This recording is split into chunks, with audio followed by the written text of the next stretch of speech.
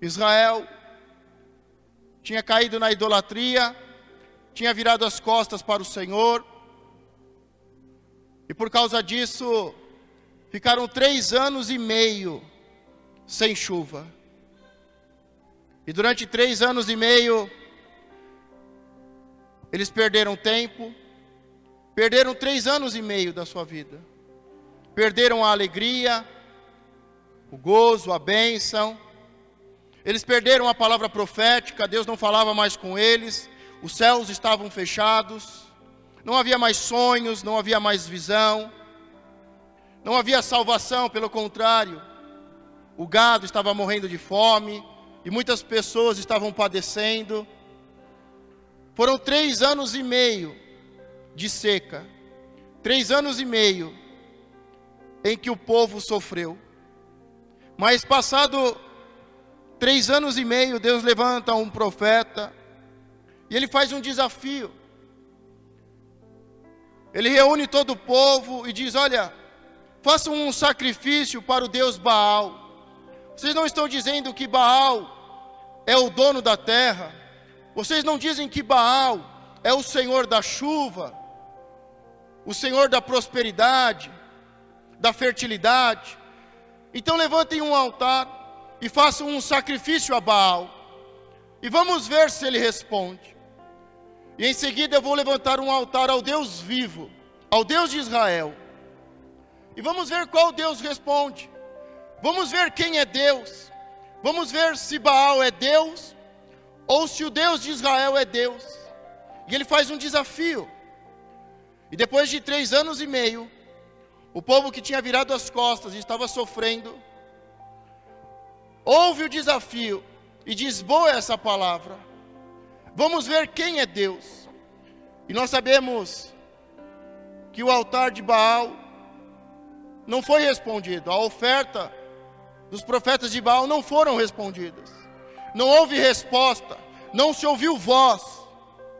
Baal não respondeu, não houve resposta, ele não aceitou o sacrifício, não houve resposta, não aconteceu nada. Os profetas de Baal cortavam o seu corpo e derramavam sangue a Baal, mas nada fez com que Baal respondesse a oração. O profeta chegou a zombar: fale mais alto, quem sabe ele está dormindo. O profeta zombava e dizia: quem sabe ele foi viajar. Fale mais alto, clame a Baal. Mas Baal, ele não respondeu e ele não fez nada. E quando o profeta, ele levanta o altar com 12 pedras, representando as 12 tribos, e coloca o sacrifício sobre o altar, e aí ele pede para que derrame água. Ele pede 1 vez, 2 vezes, 3 vezes, 3 cântaros, 4 cântaros 3 vezes, deu 12 medidas. 4 cântaros, 1 vez, 2 e 3. Um altar com 12 pedras, com o sacrifício de um boi, e se derramou sobre o altar, e em volta do altar 12 cântaros de água. E quando ele começa a orar, Deus responde com fogo. E ele aceita o sacrifício, e ele consome tudo. Ele consome o sacrifício, a lenha, ele consome as pedras, e bebe toda a água. E o povo, vendo aquilo como resposta de Deus, o povo cai por terra e diz que só o Senhor é Deus. Diga comigo: só o Senhor é Deus. Mas a grande questão que eu quero refletir com vocês hoje: será que isso é suficiente?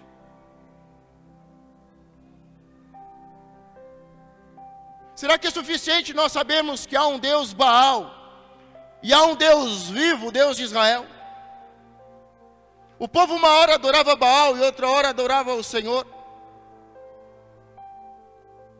Será que saber que existe um Deus chamado Baal e que existe o Deus vivo, o que isso muda na nossa vida? Fazer um sacrifício para Baal, o que muda? O profeta está exatamente mostrando isso. Do que adianta servir dois senhores?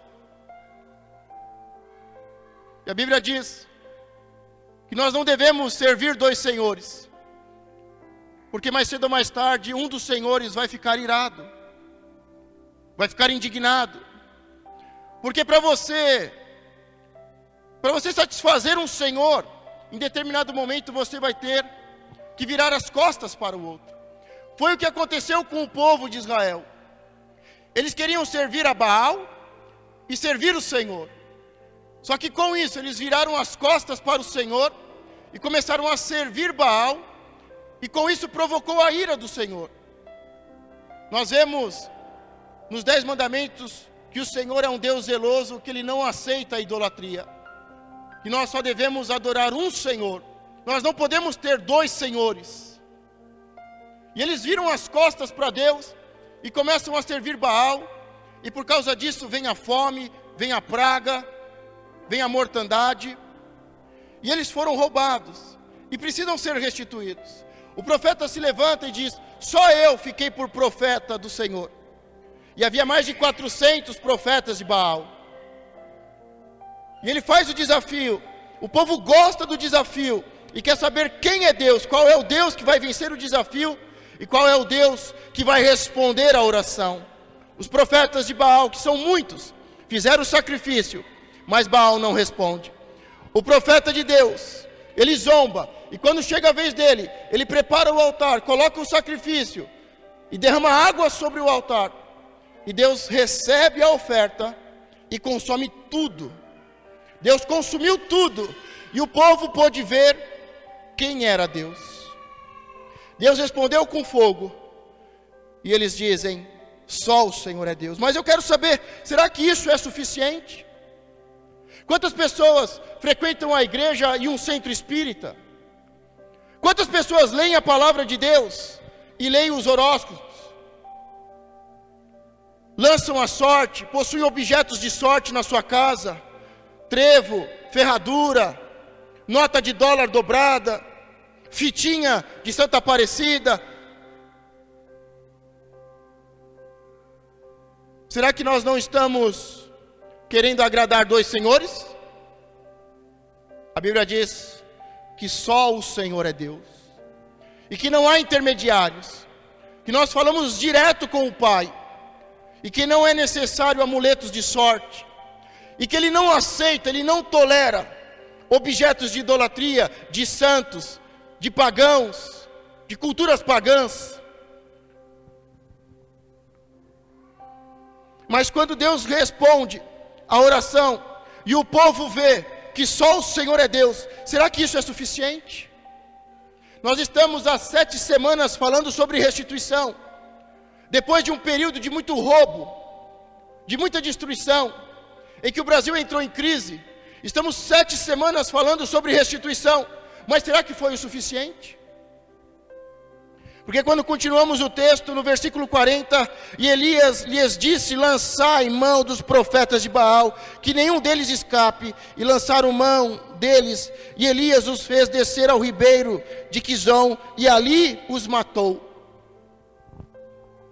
O que a palavra de Deus quer dizer? O que isso significa em alegoria, em parábolas? Que você deve eliminar da sua vida toda a idolatria, que você deve tirar da sua casa, da sua vida, do meio dos seus familiares, todo objeto de sorte, toda escultura de idolatria, e que você não deve mais dar ouvidos e buscar a sorte, e buscar os adivinhas, seja qual for o nível, seja ler o horóscopo, seja consultar um pai de santo, seja alguém ler a sua mão.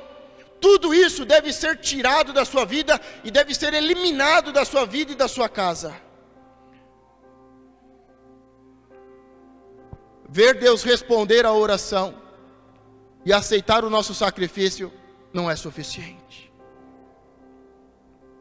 Quem tem acompanhado as mensagens tem visto que por 2, 3 vezes o Espírito Santo tem se manifestado de uma forma muito intensa no nosso meio. No dia 1º foi muito intenso. O Espírito do Senhor desceu sobre este lugar e consumiu tudo. E há uma palavra de uma forte chuva que vai fazer despertar a semente. Mas você precisa entender que você precisa tirar, que você precisa lançar fora, que você precisa destruir, que você precisa eliminar da sua vida todos os objetos de sorte, de religiosidade, todos os pactos, patuás, seja o que for de outras religiões, você precisa tirar da sua vida. Esse é o primeiro passo, depois que Deus ouve a nossa oração e consome o nosso altar. Diga: eu preciso eliminar da minha vida e da minha casa toda a idolatria. Por quê? Diga: porque só o Senhor é Deus. Por isso que nós vimos esses dias, foi Deus descer neste lugar e consumir o altar que está sobre este lugar. Deus desceu com fogo, e há uma promessa de uma forte chuva. Mas depois que Deus ouve a nossa oração e recebe o nosso sacrifício, nós temos que lançar fora toda a idolatria. Diga: eu preciso lançar fora a idolatria. Por isso, chegue hoje na sua casa e tire toda foto, toda fita, toda escultura, seja de anjos, seja de demônios. Tire da sua casa toda a idolatria. Esta é a primeira coisa que nós temos que fazer, depois que Deus nos mostrou que Ele é Deus. Continuando o texto, então disse Elias a Acabe: sobe, come e bebe, porque ruído há de uma abundante chuva. Nós vemos que quando o profeta faz o desafio, Deus responde o desafio, Deus responde com fogo. Os profetas são mortos, são eliminados. Os falsos profetas são tirados e lançados fora. Mas agora o profeta manda um recado a Acabe, ao rei. E ele diz: olha, sobe, come e bebe, porque há um ruído de uma abundante chuva. Sabe, aqui nós vamos ver o paralelo de um homem, de um líder comum, que estava na idolatria, e de um homem de Deus, de um profeta de Deus. Quantos são profetas de Deus? Diga: eu sou profeta. E o versículo 42, e Acabe subiu ao cume, e Acabe subiu a comer e a beber, mas Elias subiu ao cume do Carmelo, e se inclinou por terra, e meteu o seu rosto entre os seus joelhos. Sabe, dois homens vão subir o monte. O primeiro é Acabe, é o líder fraco, é aquele que está envolvido em idolatria, é aquele que levou o povo à idolatria. E ele sobe o monte, e ele vai subir o monte para comer e beber. E o profeta, ele também vai subir o monte, mas ele vai subir para orar. Engraçado que Deus responde à oração e consome o sacrifício, e o profeta sobe ao monte para orar. Você pode colocar tudo a perder do que nós recebemos e do que Deus falou nesses dias, se não orar. O homem comum, ele sai das 7 mensagens e ele vai comer e beber. Ele tem uma vida comum, ele vai comer e beber. Mas os filhos de Deus, que entendem o agir de Deus, vão subir o monte e vão orar. Diga: é tempo de oração. E ele se ajoelha ao chão, coloca o seu rosto no chão entre os joelhos, e ele vai orar. O homem comum vai comer e beber. Os filhos de Deus, eles vão subir ao monte e vão orar. O que Deus fez nessas últimas semanas foi especial e sobrenatural. E Deus respondeu a nossa oração e consumiu o nosso altar. Mas isso não é suficiente, você não pode parar por aí. Você tem que dar continuidade, não é porque Deus ouviu a sua oração e respondeu a sua oração que você tem que parar. tem que continuar o processo de limpeza e dizer só o Senhor é Deus. Tirar toda a idolatria e dizer só o Senhor é Deus. E saber que as pessoas comuns estão preocupadas com as coisas comuns do dia a dia, comer e beber. Mas os filhos de Deus, os profetas, eles sobem ao monte para orar. E Acabe subiu a comer e a beber, mas Elias subiu ao cume do Carmelo e se inclinou por terra e meteu o seu rosto entre os seus joelhos e disse ao seu moço: sobe agora e olha para a banda do mar. E subiu e olhou e disse: não há nada. Então disse ele: torna lá 7 vezes. Agora eu fico pensando e queria que você tivesse essa mesma reflexão. Se Deus ouviu a oração e respondeu, por que eu tenho que orar? Porque o profeta, depois que Deus respondeu a oração, ele foi orar. Tem pessoas que vêm à igreja e recebem uma palavra profética e voltam para casa e vão comer e beber. Mas tem pessoas que vêm à igreja e fazem uma oração a Deus, e Deus responde com fogo, Deus responde com palavra profética, e ele sai e vai orar. Acabe, o líder fraco e doente, e idólatra, ele sai de uma reunião, e Deus prova que é Deus, e Deus responde a oração, e ele sai de uma reunião como essa, e ele continua a sua vida normal, comendo e bebendo. Nada mudou, nada mudou. Eu vou dizer para você, infelizmente, para poucas pessoas, graças a Deus, estas 7 mensagens de restituição, nada mudou. Nada mudou na vida dela, porque ela entrou neste lugar, e ela viu Deus responder a oração, só que ela sai daqui como Acabe, como um líder fraco e doente, e diz: eu vou continuar a minha vida, eu vou comer e vou beber. Mas outros entraram aqui, graças a Deus, e a maioria, estas 7 mensagens mudou a sua vida e a vida da sua família, a sua casa, porque entraram aqui, fizeram uma oração, Deus respondeu a oração, e ele sai daqui, e ele vai para os lugares altos, e ele vai orar e vai clamar a Deus. Não é porque Deus liberou uma palavra profética para você, que já está tudo pronto. Não é porque Deus falou que vai fazer isso com você, que Deus vai mudar a sua família, que você pode descer a sua casa e comer e beber. É quando Deus fala com você e responde a sua oração, que você deve subir ainda mais, e orar, e interceder.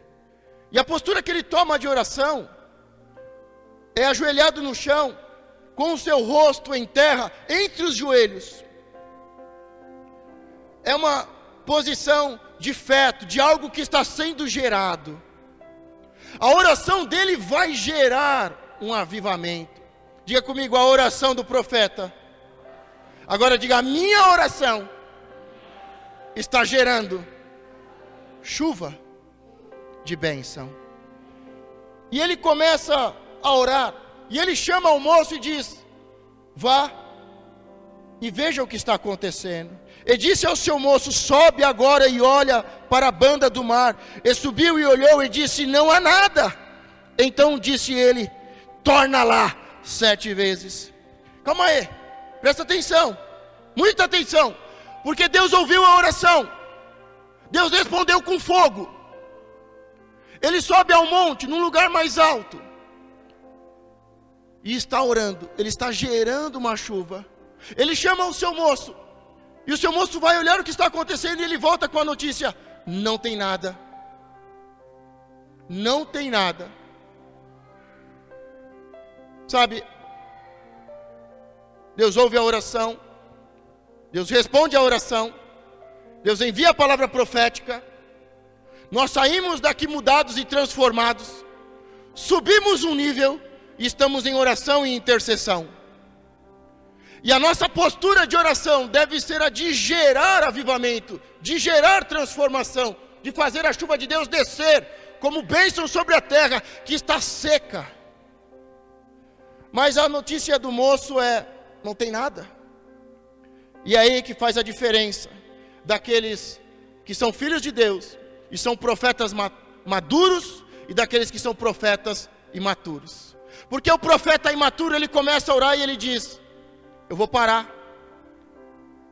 Deus falou, por que Deus falou e por que não acontece? Deus falou que ia me abençoar, mas não me abençoa. O que está acontecendo? Deus falou que vai fazer isso, isso e isso. Deus falou que vai mudar e vai transformar. E ele começa a subir, e começa a orar e clamar, mas ele desiste. A diferença de um filho maduro para um filho imaturo, a diferença de um profeta maduro e experiente para um profeta imaturo, é a persistência. Diga, eu preciso perseverar. Nós precisamos perseverar na oração. Tem pessoas que dizem assim para mim, pastor, até onde você persevera? Quantas vezes você ora? Quantas vezes você visita uma pessoa? Quantas vezes você bate numa porta? Quantas vezes você pede? Quantas vezes você tenta ajudar uma pessoa? E a resposta é bem simples: 7 vezes. Porque o número 6 representa o homem. Representa tudo que eu posso fazer. Quando eu tenho um objetivo, quando eu estou orando, quando eu estou clamando, quando eu estou batendo na porta, quando eu estou clamando, quando eu estou buscando uma pessoa para ser resgatada e restituída, eu faço até 6. Até 6. Que é o limite da minha força. É até onde eu posso ir com a força do meu braço. Mas eu não paro na 6ª vez. Porque eu sei que as coisas acontecem é na 7ª vez. Por isso, eu sempre continuo. Eu sempre tento. Eu sempre persevero. Até 7 vezes. As muralhas, para caírem de Jericó, teve que ser 7 voltas. Naamã, para ser curado, teve que dar 7 mergulhos. E aqui o profeta, para fazer os céus de bronze romperem, serem abertos, e a terra que estava como um tapete de ferro maldito, ser transformado, ele teve que orar 7 vezes. Torna lá 7 vezes. Diga 7 vezes. Se você ama alguém, você não vai desistir. Você vai perseverar até a 7ª vez.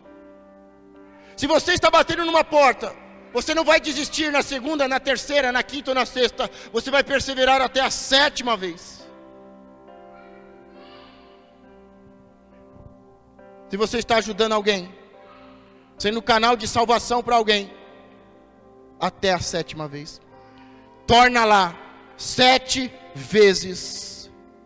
Eu duvido você fazer uma visita para alguém e fazer um trabalho bem feito de oração e acompanhamento, e você ir 7 vezes na casa da pessoa e ela não ser salva. Diga, torna lá 7 vezes. Mas a gente não persevera. A gente desiste no meio do caminho. A gente não está preocupado com aquele que está morrendo, com aquele que está perdendo, com aquele que o diabo está matando. Saiu da igreja, tudo bem. Parou de frequentar a igreja, tudo bem. As coisas não aconteceram, tudo bem. Deus não abriu a porta, tudo bem. É a crise. Mas o quanto você está disposto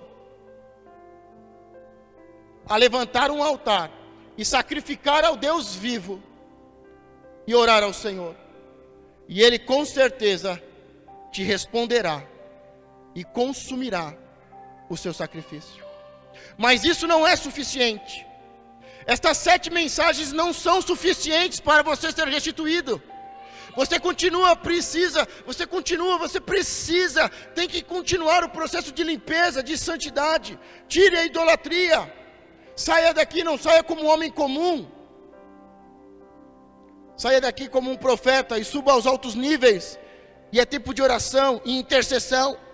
Por mais que você olhe e as pessoas olhem ao longe e digam, não está acontecendo, continue orando, continue clamando. Torne lá 7 vezes. E sucedeu que a 7ª vez disse, eis que uma pequena nuvem como a mão de um homem subindo do mar. Então disse ele: sobe e dize a Acabe: aparelha o teu carro e desce, para que a chuva te não apanhe. Observe que quando Deus responde à oração do profeta e consome o altar, ele já manda mensagem para Acabe. Ele já manda mensagem para Acabe e diz: Acabe, Deus ouviu a minha oração e respondeu a minha oração. E ele manda mensageiros a Acabe dizendo: olha, sobe o monte, come e bebe, porque eu já posso ouvir o ruído de uma forte chuva. E depois que ele liberou a palavra profética, e ele manda a mensagem profética para o rei, é que ele sobe e vai orar e clamar, e por 7 vezes o moço vai olhar. E quando ele volta pela 7ª vez, não havia uma forte tempestade se formando. O moço vem com uma notícia dizendo: olha, é uma nuvem tão pequenininha, é uma nuvem do tamanho da mão de um homem. Só que quando a Bíblia fala do tamanho da mão de um homem, está dizendo que o Espírito Santo está agindo. Um dos símbolos que o Espírito Santo de Deus está se movendo, está agindo a nosso favor, é a mão de um homem. E o moço vem com uma notícia: olha, é uma nuvem do tamanho da mão de um homem. E alguns podem dizer: é muito pouco para aquilo que Deus prometeu. Tem pessoas que dizem: mas esse emprego é muito pequeno para aquilo que Deus prometeu. Deus me prometeu ser comerciante, empresário, mas esta nuvem é muito pequena. Mas ele olhou para aquela nuvem e acreditou.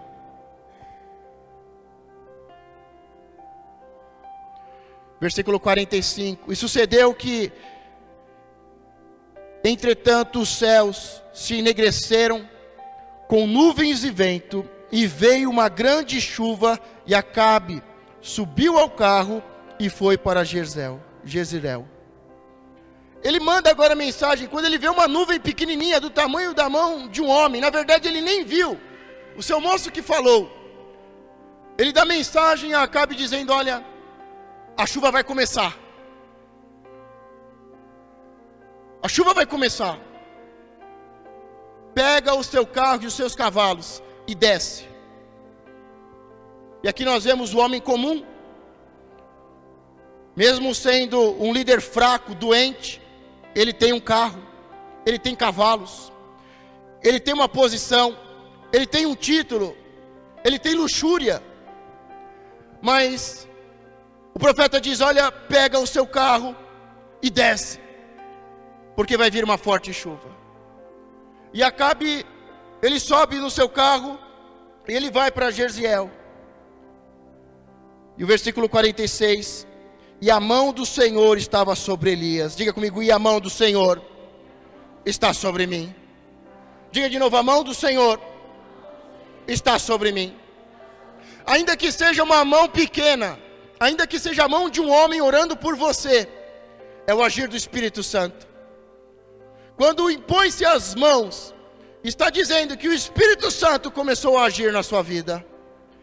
E a mão do Senhor estava sobre Elias, o qual cingiu os seus lombos e veio correndo perante Acabe até a entrada de Jezreel.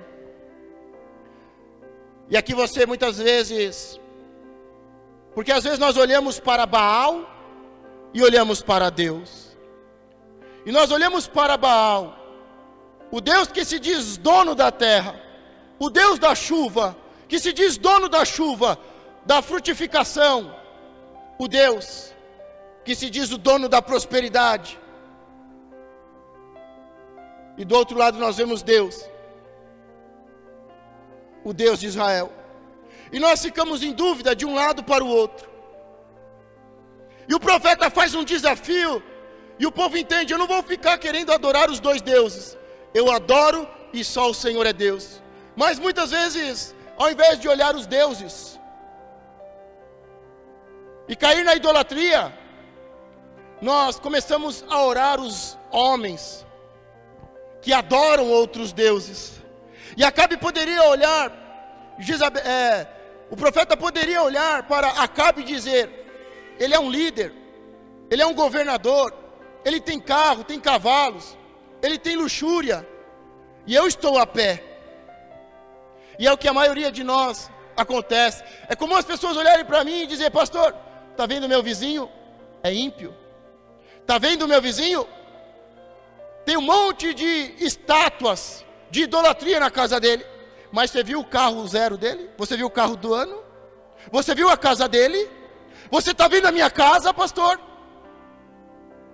É comum as pessoas olharem para os líderes fracos e doentes, que são idólatras, e levam o povo à idolatria, e olham para a sua casa, para o seu carro, para a sua vida, para a luxúria, e ficam comparando, e ficam até invejando, e ficam com o coração inflamado, cheio de ódio. Como é que pode eu servir a Deus, o Deus vivo, e ele servir a Baal, e ter esta vida, e eu estar com esta vida, e eu estar passando por isso? Nós vemos que Acabe, ele sobe no seu carro, e com os seus cavalos, ele sai primeiro, mas em seguida veio a mão do Senhor sobre o profeta, e ele foi ungido, e ele toma o mesmo caminho. E quando nós olhamos a Bíblia, e a mão do Senhor estava sobre Elias, o qual cingiu os lombos e veio correndo perante Acabe até a entrada de Jezreel. Sabe, você olha para as pessoas que são idólatras, e você acha que elas estão bem, você acha que elas vão chegar primeiro, mas quando a mão do Senhor vem sobre você, você sai depois, mas chega primeiro. Você sai a pé, e você não confia em carros e cavalos, e você chega primeiro. No final da história, você vai ser o maior abençoado. Só que para isso, não podemos, como as ondas do mar, vai e volta, vai e volta. Não podemos querer servir dois deuses, e nem nos comparar com os homens ímpios dessa terra. Nós precisamos perseverar. Diga: eu preciso perseverar. Se você achou, sabe, eu não gosto muito de fazer campanha, apesar de ser muito bom. Eu não gosto de fazer uma série de 7 mensagens, apesar de ser muito bom e importante, porque depois que você termina uma série, um ciclo, 7 mensagens, as pessoas relaxam. Terminou a campanha, deixa agora eu descansar, deixa agora eu voltar para minha casa comer e beber. Hoje eu não vou à igreja. E quando se termina um ciclo de mensagens, algumas pessoas param, algumas pessoas voltam para casa, vão descansar, vão comer, vão beber, e voltam depois de 3, 4 semanas. E estão dizendo: mas Deus ouviu a minha oração, pastor. Deus recebeu o meu sacrifício, pastor. E por que as coisas não acontecem, pastor? Porque Deus ouvir a sua oração, Deus responder a sua oração, não significa que o processo terminou. Você precisa tirar a idolatria do seu coração e da sua casa. Você não pode pensar como um escravo, mas como um filho. Tire a idolatria do seu coração e da sua casa. Diga comigo: hoje eu vou chegar em casa e vou tirar todo objeto de sorte e de idolatria do meu coração, da minha vida e da minha casa. A partir de hoje, eu declaro que só o Senhor é Deus. Depois que você faz a limpeza e tira a idolatria, continue caminhando e subindo. Não pode terminar uma campanha de 7 mensagens e você ser o mesmo, e estar no mesmo nível. Você tem que continuar caminhando e subindo aos lugares altos. Você tem que estar mais preparado, tem que estar mais maduro, e entrar em oração e clamar. Diga: eu tirei a idolatria e vou continuar caminhando e subindo. Diga: depois desta campanha, nunca mais a minha vida vai ser a mesma. Eu vou caminhar, eu vou avançar, e eu vou subir de nível. Diga: eu sou uma nova pessoa, mais inteligente, mais maduro, para orar e clamar. E não importa o que aconteça, continue perseverando. Já mande mensagem para os seus familiares dizendo: a minha vida mudou, a minha casa mudou, a chuva de bênção do Senhor está descendo sobre nós. Eu já posso ouvir o barulho de uma forte chuva. Diga: eu já posso ouvir o som de uma forte chuva. Deus tinha acabado de ouvir a oração e responder. Ele tira a idolatria do meio do povo e ele diz: eu já posso ouvir. Sabe por que Baal não respondeu? Porque não tem ouvidos. Estes objetos e estes santos, eles têm ouvido, mas não ouvem. Eles têm boca, mas não falam. Eles têm mão, mas não apalpam. Eles têm pé, mas eles não caminham. E quem se prostra e tem eles, se tornam como eles. Olhos, mas não veem. Ouvidos, mas não ouvem. Mas quando você tira a idolatria do seu coração e da sua casa, você já começa a ouvir. Porque o nosso Deus, Ele fala. E os seus filhos ouvem. Diga: eu já posso ouvir o som de fortes chuvas. E ele sobe a um alto nível para orar e clamar. E ele não para, ele persevera. Ele está em uma posição em que está gerando avivamento, em que está gerando uma transformação, em que está gerando transformação, em que está gerando a resposta e a chuva de Deus. Observe que eles derramaram sobre o altar 12 cântaros de água. E o apóstolo pôde dizer: olha, o que você coloca no altar, Deus sempre vai responder com muito mais. Deus sempre vai te superar. Eles derramaram simplesmente 12 cântaros de água, e não seriam suficientes para gerar uma forte chuva. Mas tudo aquilo que nós colocamos no altar de Deus, e colocamos nas mãos de Deus, é potencializado 100 vezes mais. E ele sobe um novo nível para orar e clamar. Ele está gerando uma chuva de bênção. Ele ouve o seu moço dizer: não tem nada, mas ele continua. Você vai dizer: olha, já posso ouvir o som de muitas chuvas. E pode ser que o seu esposo, o seu filho, o seu vizinho diga: não estou vendo nada. Mas o profeta maduro vai continuar orando e clamando até que veja um sinal, uma nuvem do tamanho da mão de um homem. Você está olhando para muitas pessoas que estão no caminho errado. As pessoas dizem para mim: pastor, você viu que foi liberado? Que foi solto um político corrupto? Eu só falo: espera mais um pouco. Espera mais um pouquinho que você vai ver como é que vai terminar essa história. Diga: Deus é justo. E eu falo: espera só mais um pouco. São os últimos dias dele de liberdade. Espera só mais um pouquinho.